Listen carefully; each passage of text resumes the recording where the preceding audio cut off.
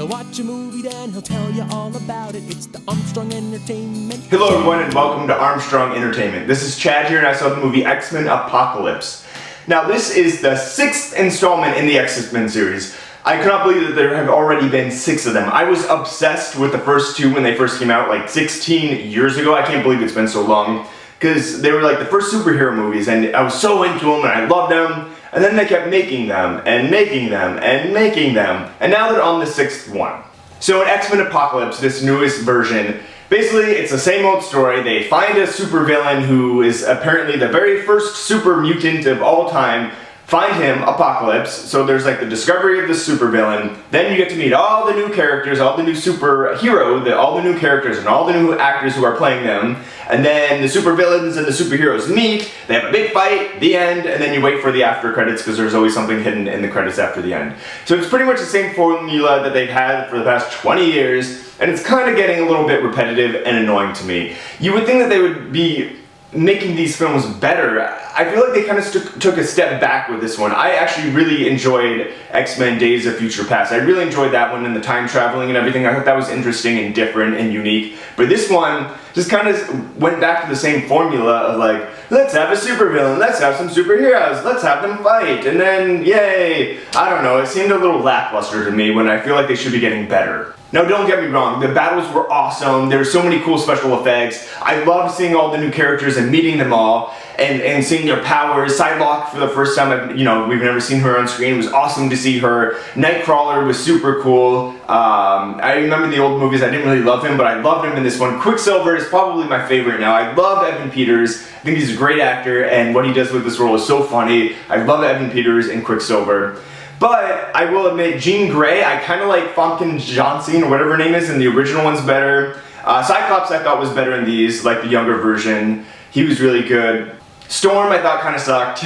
I mean, maybe it's because she didn't have any lines, but Halle Berry I thought blew this new girl out of the water. I don't know if it's because it was Halle Berry and everybody knew her, but I just didn't like Storm's development in this film, and I thought she was kind of boring. And Jubilee, what's the point of having Jubilee? Why do you keep throwing Jubilee in these movies? She's in a lot of the movies, in like Shadowhawk or Kitty Pryde, whatever her name is. She's in a lot of the movies, but it's like, why? Just to have them as background extras? Like, what are they doing there? They're not doing anything. You don't get to see their powers. They get no backstory. It's just kind of like, you hear their name mentioned and you're like, oh, that's Jubilee. And that's it.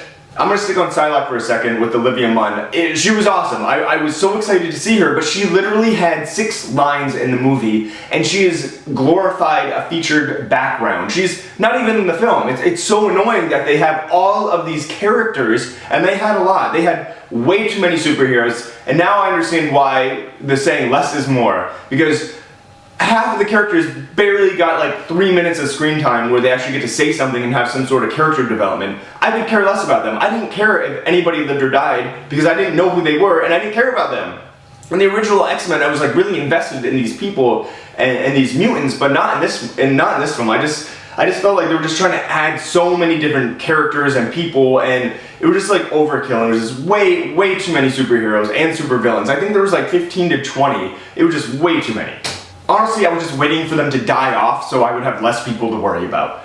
I'm a big fan of X-Men and I always have been. I even made something recently. I made this nifty tray. It's full of all my X-Men, or all my Marvel Universe Series 2 cards. I'm such a dork.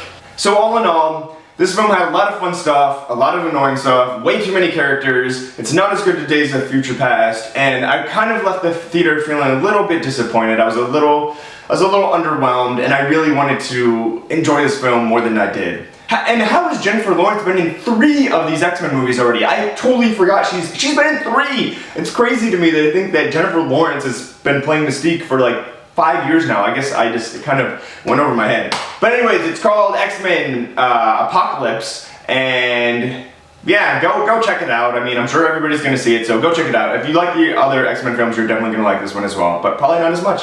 Alright, until next time. He'll watch a movie, then he'll tell you all about it. It's the Armstrong Entertainment Show.